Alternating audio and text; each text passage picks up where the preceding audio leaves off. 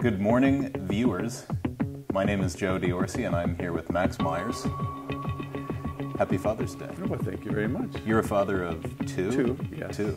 And grandfather of 5. Wow. Yeah. I have 2 kids myself, so pat on the back Father's for me. Day to you, yes. So we're really excited to have Max. Max is actually preaching at our 10 a.m. service today, so you can catch that on YouTube as well. Max, you're an appealing interview for a few reasons, and I'm just going to kind of list some of the experiences you've had, and if you can kind of flesh those out a little bit, give us some details. You were a pilot. Mm-hmm. You were a politician. Yeah, for a season. Yeah, a pastor. Yeah. You saw a revival at one of the church you pastored. Outpouring. Yes, we did. And you were a leader at Mechanicsburg's Global Awakening. Yes. Can you just kind of school? So yeah, tell us about those experiences. Well, on the how pilot side, you. I'm a private pilot, and it was a late in life thing that we won't get into the details of. I love to fly, Joe. Not presently doing so, but I love flying.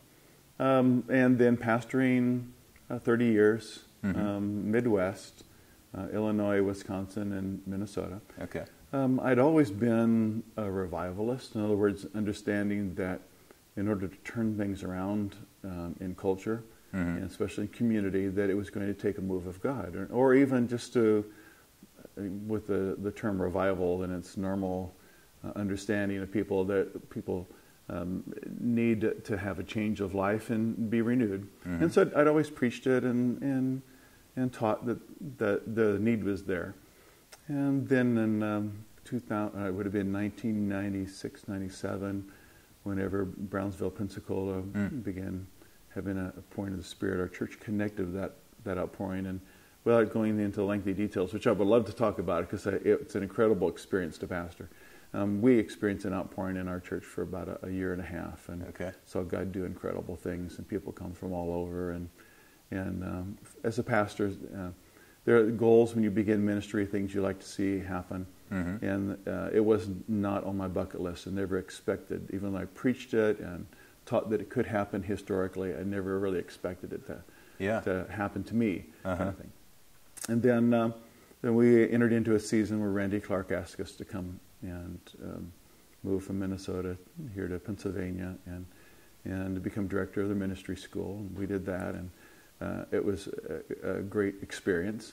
And while I was there, and having read some material, specifically a book called The Seed of a Nation, about William Penn, I was pricked that somebody needed to pick that back up again and move that forward in relation on the political realm. And that's when one morning God said, "I want you to run for governor." And so we that was now about that probably 7-8 years ago that God spoke to me about that. So we ran in the 2012 campaign. So right now you've got the 2014, excuse me, and then right now you've got the 18 campaign going on, and so it would have been the one previous, and that was quite a learning curve. There was no learning curve when it came to running a statewide, moving from ministry to statewide campaign. It was a straight up learning curve. There was a lot that we had to learn really fast, and I had a lot of interesting experiences along the way. And we're going to get into that, but I have to circle back to this revival bit. Okay, please. I'd love to talk about it. 2 questions for you. The first one is, what are some keys that attracted the presence of God in that way for those short 1.5 years? My second question is, why was it short? And like, for instance, Azusa Street was short. Maybe it was 3 years. But you see these great moves of God that are relatively short. They're not sustained. So how did it come about? What were some keys for keeping it going? Wow, for that you're asking some big questions months. Here this morning. I think if there was a set formula, and we are a formula generation of people, and we love to, what's A, B, C, and D, then we would all be able just to push those buttons and jump through those hoops and experience an encounter with God. But I would say, fortunately, it doesn't work that way, because God has set it up that He's not allowed to be manipulated that way.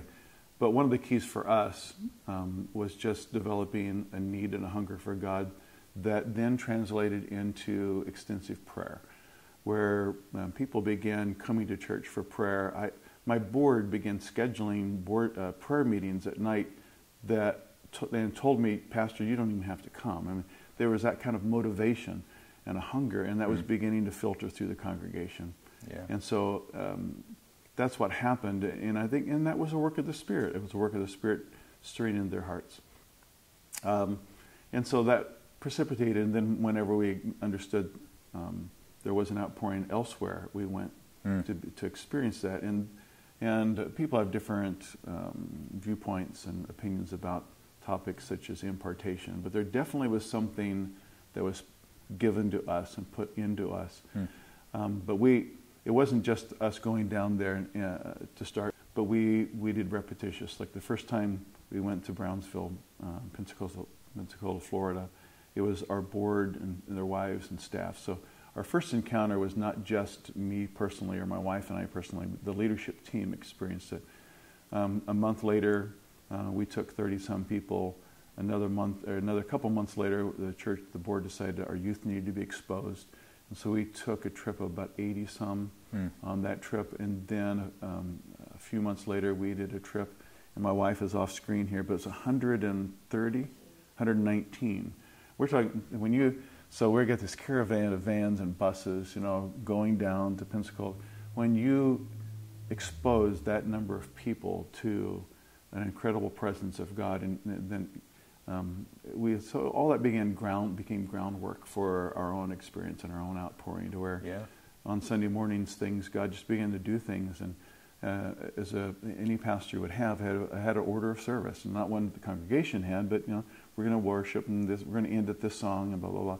It didn't take long before I just had to throw that out, because I just never knew what was going to happen next. Again, it was incredible. It's one of those things that, even though it is messy and there's all kinds of interesting stuff that you have to deal with through those experiences, it's incredible to watch God touch people's lives and change their lives. Yeah. And I think you were also asking now about timing.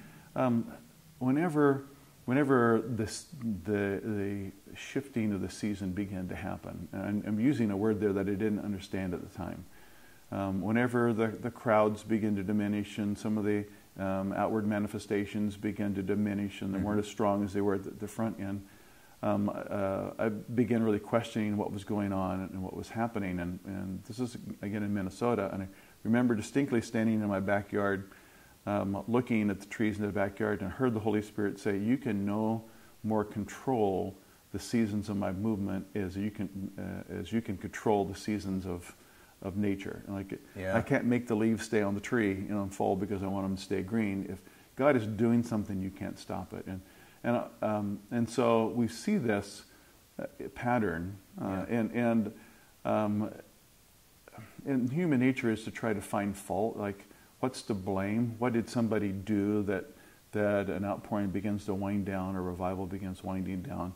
And you can always find something, but I really believe it's just God saying, "Okay, it's time for you to apply what I've given to you, and let's move on." Yeah, something of that nature. I mean, you're asking me my opinion, and I'm just sharing my thoughts. Yeah, I mean, that's good. Just in my research, like speaking about Azusa and the camp meetings of the frontier, what it tended to be was the focus shifted from what God was doing to what people were doing, what they weren't doing. Yeah. And there was like an over-organization that came about. It got a little bit too strategized. Well, if I can jump in here, I do some teaching at times on what the lessons that I learned in revival and pastoring revival, and that's one of them, that the leadership has to be flexible with what God is doing, because we have in the Scripture the Jesus talking about the new wine being poured into the new wineskin, and the reason it's poured in because it needs to stretch. And this is one of the reasons why some churches experience a presence of God, or something happens and it becomes detrimental to the church in some way. You can't take what God is doing and begin controlling it. It'll come back and and be more destructive than it is constructive. Yeah. So there is a leadership side of development where the leaders that are responsible for whatever God is doing, providing oversight for that, flexibility with the Spirit, and just letting in the Spirit. Well, it's something you just have to listen to what the Spirit's doing. Where do you stand back and keep your hands off of something, and where do you put your hand on something? Right. And for me, it worked really well because I was surrounded by a team or board and staff, and we met together regularly to process what God was doing. And I often would be corrected by in a positive way, where I would say, "Oh, I feel like this is happening," and my board would say, "We don't even know what you're talking about. You know, that's not reality of what's really going on here." Yeah. And because obviously, if there's going to be a work of the Spirit, there's also a work of the enemy. And so the enemy would get into my head and try to turn things around in my head about what reality was. And I really needed other people to help keep me on track in the process. Yeah, that's good. Yeah. Accountability and humility on both ends there. There you go. Good word, Joe. So onward to the topic of politics. Yeah. And there's sometimes, I'll call it a gag order in the church per se, where we can't really talk about it. And, you know, we're not going to be talking about specific candidates or endorsing anyone today, but you ran for governor, PA state governor in 2014. And it's a volatile season in politics, so I think it's necessary to talk about it from a spiritual component. Yeah. So my first question on the topic is, so you ran for governor in 2014, like I said, and I'd classify it, and maybe you can classify it in your own way, as an unorthodox run. Definitely. Not traditional. Definitely. So can you kind of speak to that, and then assuming you know, you won. Let's say you won. What was your plan, your strategy for the state? Well, the unorthodox side is that I switched parties from the party that I traditionally lived life with.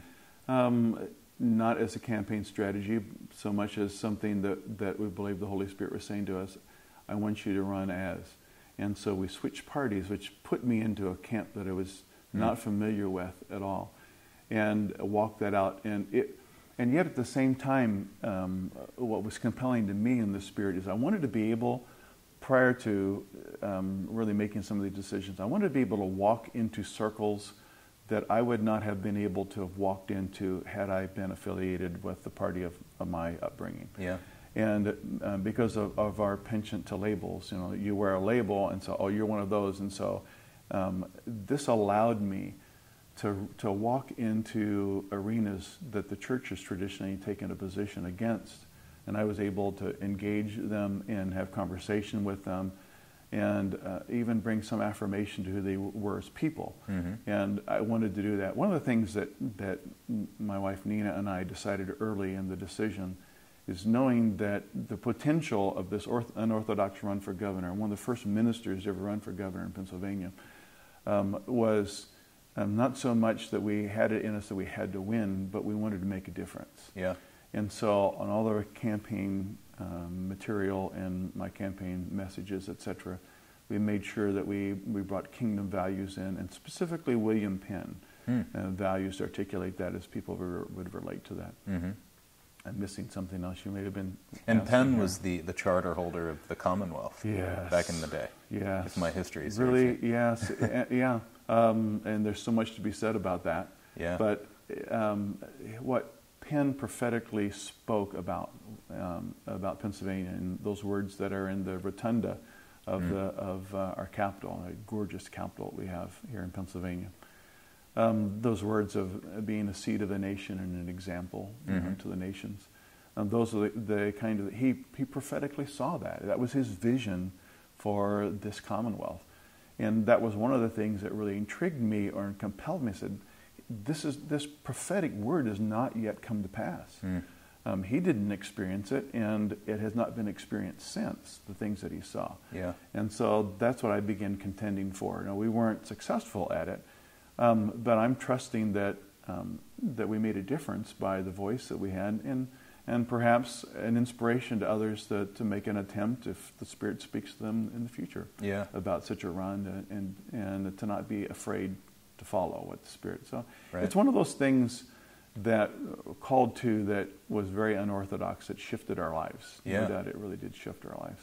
So what were some of those? You had mentioned kingdom values or policies. Can you name a couple? Well, I have a primary one. One of the values of William Penn was consent, that which is what he's famous for, was his treaties with the Native Americans here, that whatever they agreed upon, both parties, both the colonists and the Native Americans, they would have consent together about this is where we're going next and how this was going to look like. And he lived by that. He enforced that, and they never, under his leadership, especially when he was president, never violated any of those. And so that's why William Penn has been held in such high regard, that he was honoring to the Native Americans here. So that consent really has in its breadth an understanding of bringing together a commonness of thought of people, and you're stronger together than you are against each other. Yeah. And that began to really take root in the campaign through what I call the People's Commission.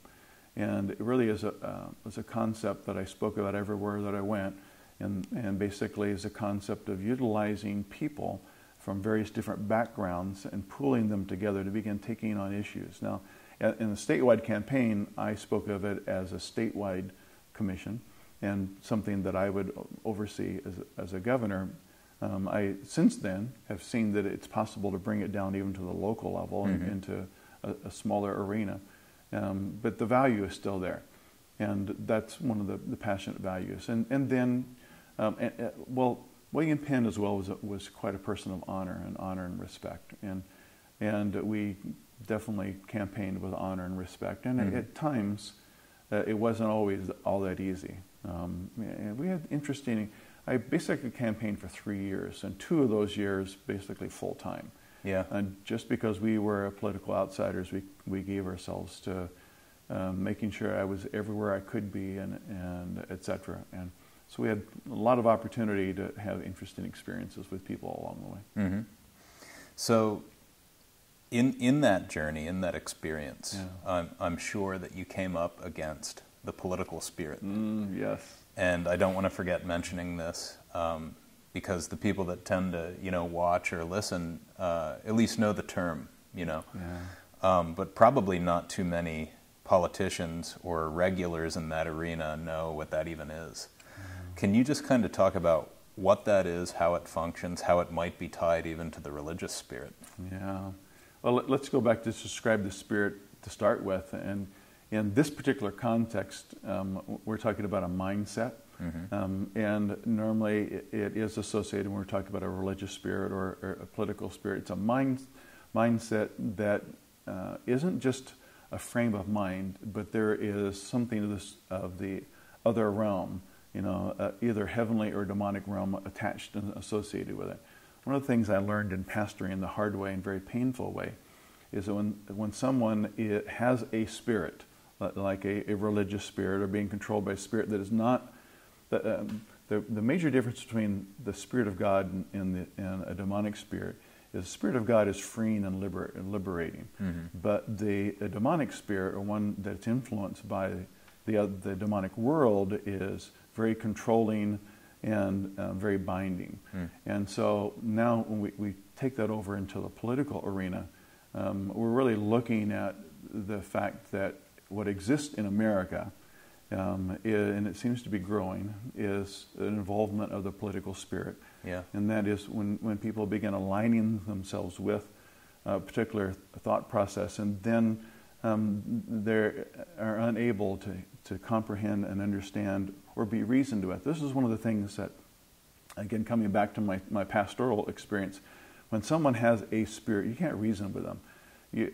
If you can't sit down and have a cup of coffee with someone that's controlled by a spirit and be reasonable with them and outline to them, these are all the reasons why your position, your thought of this is wrong. Yeah. And because they can't comprehend it, there's a blinder there. And that's really been going on now and growing here in the political arena in the U.S., where we're incapable of being able to be free and comfortable and open about where we're at and why we're about it.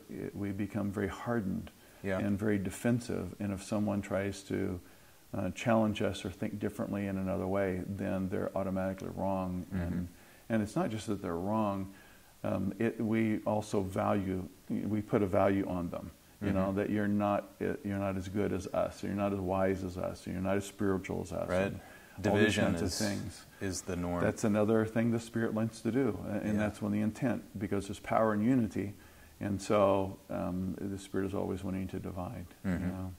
Yeah, I mean, I'm sure we can all kind of resonate with that. I mean, I even think specifically, Max, of social media, where there's just these two, I mean, there's more than two, but just taking the spectrum of liberalism to conservatism, you know, just these two strong opinions, and neither side is willing to budge, and it's especially pronounced on social media. And there isn't much reason going on.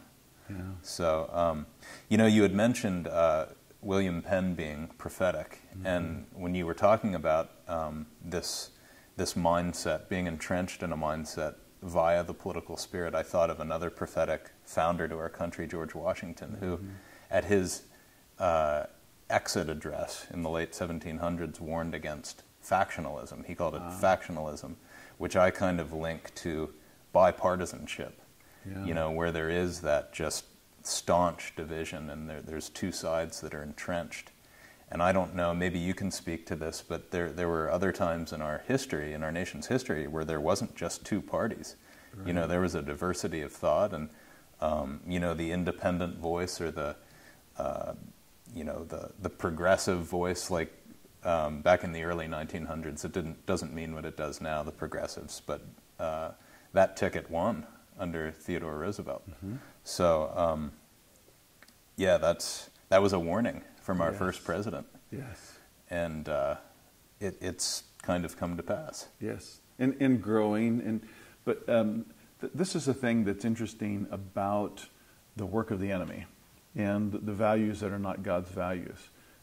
There's a patience that the demonic realm has, and those that are associated with it, to see the agenda come forward, where in the church we are far less patient, and our stamina to stay with an issue of value is not as great as the enemy's stamina to stay with the issue. And so we tend to be reactionary in jumping in and saying, oh no, that's right, not right, and that's not going to be healthy for culture, and blah, blah, blah. And so we're really good at the first burst, but then when it comes to staying with the process along the way, we're really good at backing off and becoming distracted and moving on, while the enemy just keeps working on the process. And pretty soon we say to ourselves, how did that become law? Right. You know, how did that get here?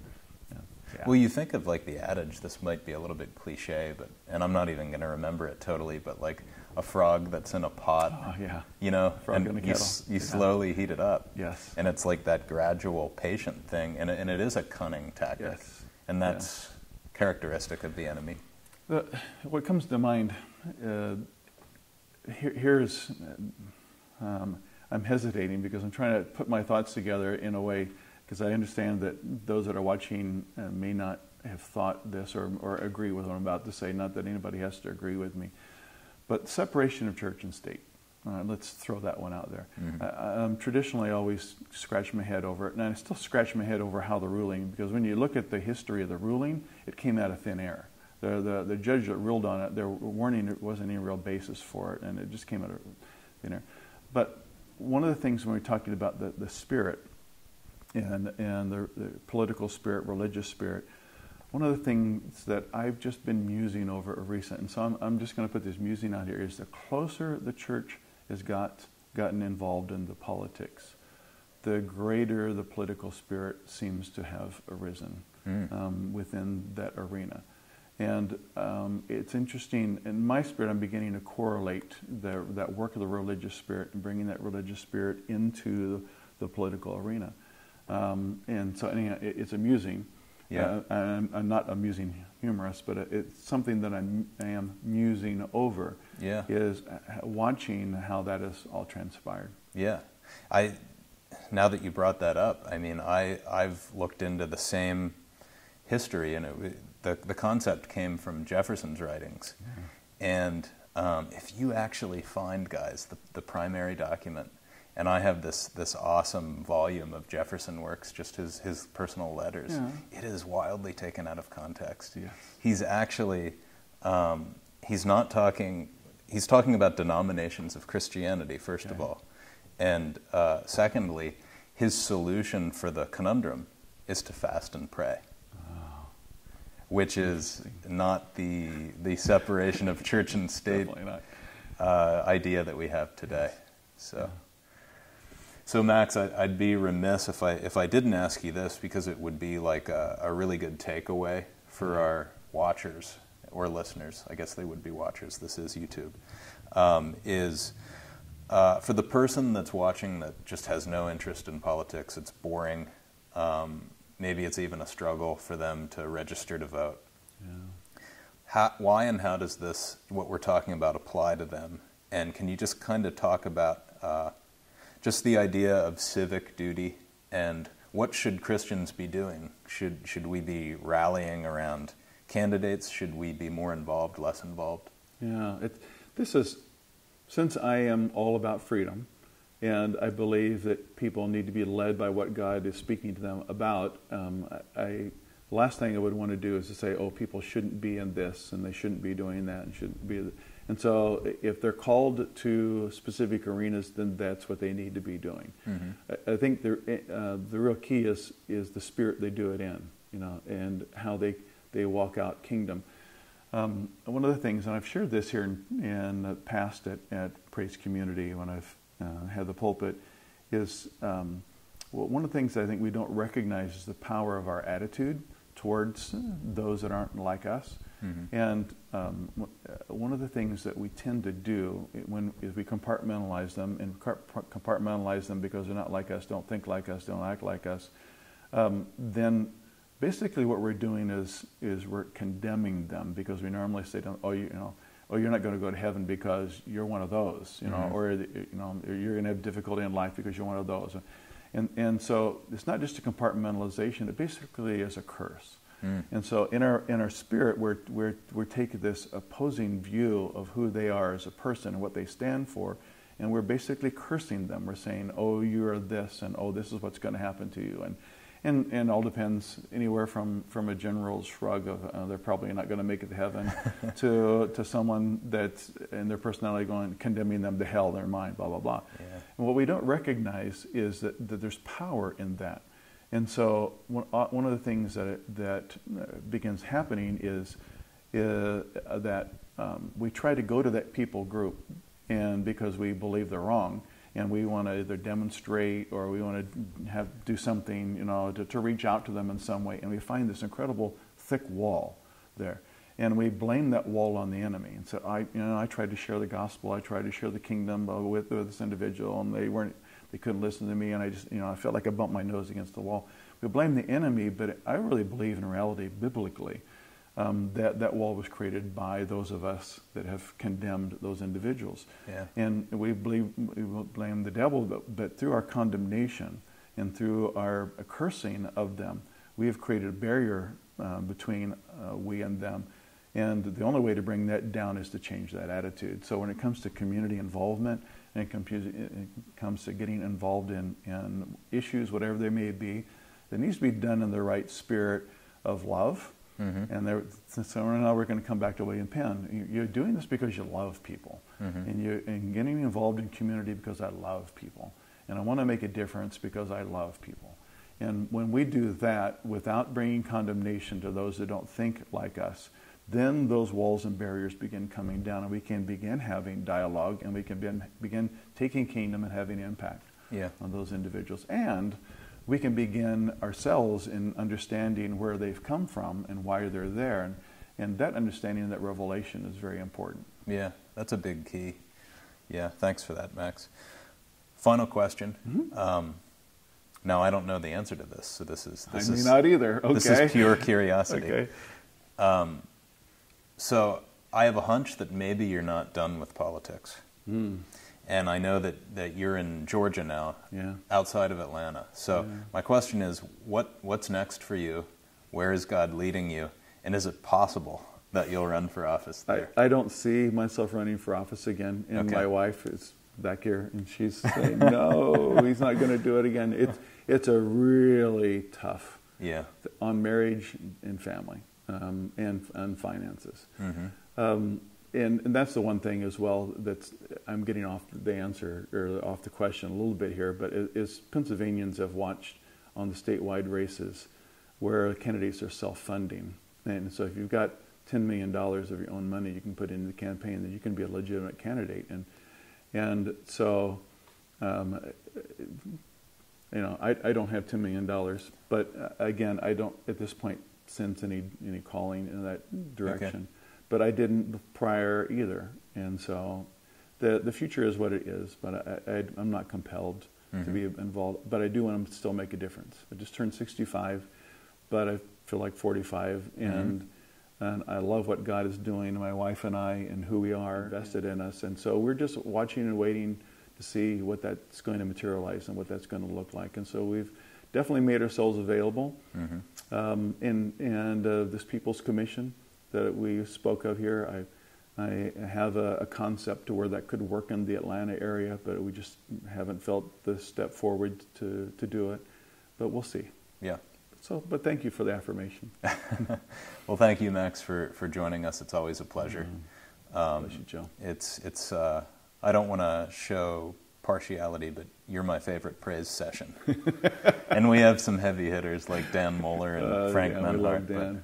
I like having you on and thanks, Joe. And grilling you. Yeah, bless you. I enjoy being with you guys. And Praise Community has a great future ahead. We just love being here and the people. Yeah. So, Thank you. And of course, Pastor Adam. Yeah. Thank you guys for watching, and we'll see you soon.